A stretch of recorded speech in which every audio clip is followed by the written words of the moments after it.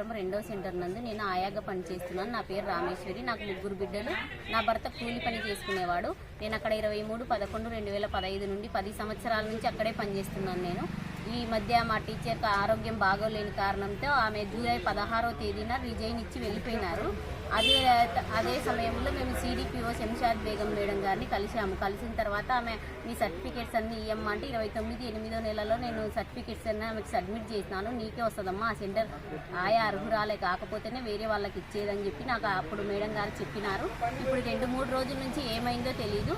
అక్కడ అదే ఊర్లో 1వ సెంటర్ నందు పనిచేసి పద్మావతి అనే ఆమెకి ఇప్పుడు ప్రమోషన్ లెటర్ చేతికి ఇవ్వడానికి సిడిపిఓ మేడం గారు ఆమె అంతటా ఆమె ఫోన్ చేసి ఆయాని పిలుచుకొని ఈరోజు సిడిపిఓ ఆఫీస్ నందు ఆమెకి ప్రమోషన్ లెటర్ చేతికి ఇస్తున్నారు. అలాగే వర్క్ పర్ఫార్మెన్స్ కూడా చూసినారు. మాది 4వ తారీఖున వర్క్ పర్ఫార్మెన్స్ చూసినప్పుడు వర్క్ పర్ఫార్మెన్స్ నీకే బాగుందని కూడా చెప్పినారు సిడిపిఓ మేడం. ఆమెకు వర్క్ రాదని కూడా సూపర్వైజర్లు అందరూ చెప్పినారు. అయినా ఇప్పుడు ఏం జరిగిందో నాకు తెలియడం లేదు. ఆమె ఎంత లంచం ఇచ్చిందో తెలియదు. కానీ ఆమె నాకు మాత్రం న్యాయం జరగాలి. నా సెంటర్కి నేను అర్హురాలని, నేను డిగ్రీ చదివినాను కాబట్టి నాకే రావాలి. దయచేసి న్యాయం జరిగించండి. పై అధికారులను నేను సవినీయంగా కోరుకుంటున్నాను. సిడిపిఓ ఆఫీస్కి వెళ్ళొచ్చినాము మేము. నాదేం లేదు, పైన ఎట్లొచ్చింటే నేను అదే ప్రాసెస్ ఫాలో అవుతున్నాను అంటున్నారు. కానీ ఫస్ట్ ఆ విషయం మాకు చెప్పలేదు మేడం. డైరెక్టర్ దగ్గరికి వెళ్తున్నాము. ఆర్ఎస్ రంగాపురంలో 2వ సెంటర్లో ఉన్నటువంటి హెల్పర్గా పనిచేస్తున్న గత 10 సంవత్సరాల నుంచి పనిచేస్తుంది రామేశ్వరి అనే అమ్మాయి. జూలై నెలలో వాళ్ళ టీచరు రిజైన్ ఇచ్చేసినారు. ఆగస్టులో 29వ తేదీన ఆమె సర్టిఫికేట్లు కూడా మన ఐసిడిఎస్ సూపర్వైజర్ గారు, సిడిపో గారు కూడా తీసుకోవటం కూడా జరిగింది. మరి నువ్వే అర్హురాలు అనేసి సర్టిఫికేట్స్ అన్నీ కూడా తీసుకొని వారం నుండి తర్జన భర్జనతో మరి రికమెండేషన్తో డబ్బుతో మరి ఈ అమ్మాయికి నీకు రాదు పోస్టు, నువ్వు ఎస్సీ అమ్మాయివి, ఆ సెంటర్లో నువ్వు అర్హురాలు కాదు అనేసి 1వ సెంటర్ అమ్మాయి పద్మావతికి ఇస్తున్నామనేసి కూడా చెప్పడం జరిగింది. మేము కూడా అడిగినప్పుడు ఆ విధంగా చెప్పినారు. పీడీ గారిని కూడా కలవటం కూడా జరిగింది. పీడీ గారు కూడా ఏదైతే మరి ఎమ్మెల్యే చెప్తున్నారా లేకుంటే ఆర్డీఓ గారు చెప్తున్నారా దాన్ని ఫాలో అవుతాం. మేము అదే సెంటర్లో ఉన్న అమ్మాయికి ఎలిజిబుల్ కాబట్టి ఇవ్వండి అనేసి కూడా మేము కూడా యూనియన్గా అడగటం కూడా జరిగింది.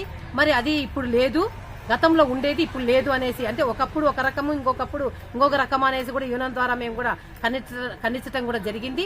ఇప్పుడు ఆ అమ్మాయికి ఈయన పోస్ట్ ఇవ్వకపోతే మేము పెద్ద ఎత్తున ధర్నా చేయటం లేదంటే నిరాహార దీక్షలు కూడా చేపడతాము. ఆ అమ్మాయి పోస్టు ఆ అమ్మాయికి ఇవ్వాలి.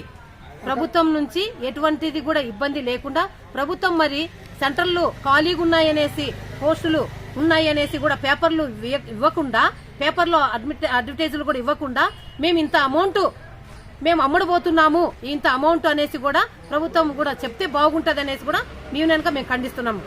ఇదిగిన మేము ఆ అమ్మాయికి న్యాయం జరగకపోతే మేము యూనియన్ తరంగా మేమందరం కూడా అక్కడ నిరాహార దీక్ష చేపడతామనేసి కూడా కోరుకుంటూ అంగన్వాడీ జిల్లా అధ్యక్షురాలు జి షేబా.